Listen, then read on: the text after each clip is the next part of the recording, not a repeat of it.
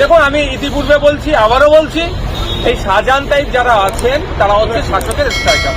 এদের দ্বারাই বিভিন্ন সময় বিভিন্নভাবে গণতন্ত্রকে হত্যা করা হয়েছে, ভোট লুট হয়েছে।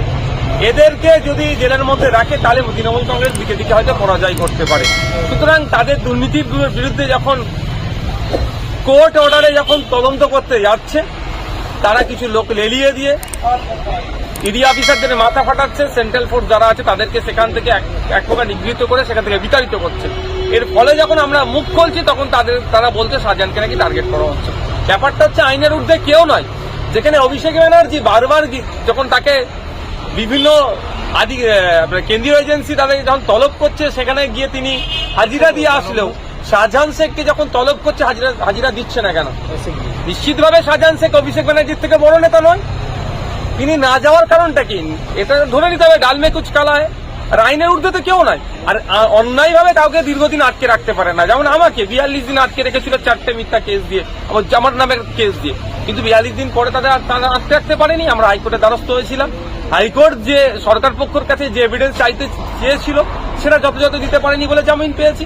শাহজাহান শেখ যদি কোনো অন্যায় না করে থাকে, ওকে যদি অ্যারেস্টও করে নেয়, তাহলে যত সময় সে জামিন পেয়ে যাবে। বলতে জামিন পাওয়ার পরে টি শার্টটা ওই লর্ডসের মাঠে সৌরভ গাঙ্গুলি আমার টি শার্ট উড়িয়েছিল, শাহজাহান শেখ বাইরে বেরিয়ে টি শার্ট উড়াবে।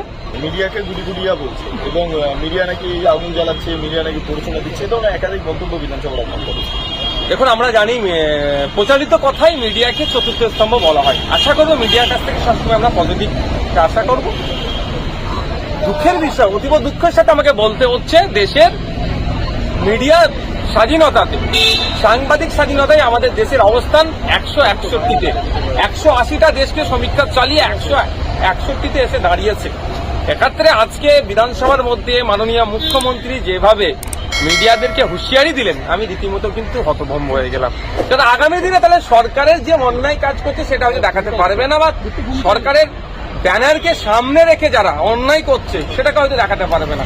ব্যাপারটা হচ্ছে, কোনো মিডিয়া যদি ভুল তথ্য পরিবেশন করে তার জন্য আইনত ব্যবস্থা নিয়ে হোক না, তাদের বিরুদ্ধে আইনত ব্যবস্থা নিচ্ছে না কেন?